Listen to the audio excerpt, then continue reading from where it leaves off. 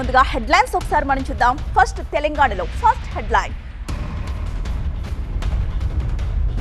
అమరావతిలో గుజరాత్ మోడల్ త్వరలోనే ఎన్నికలు చేస్తామంటున్నారు. అలాగే తెలంగాణలో మనం ఒకసారి ఫస్ట్ హెడ్లైన్ చూద్దాం. హితా ఖుష్బు జపాన్ లో బిజీగా ఉన్నారు.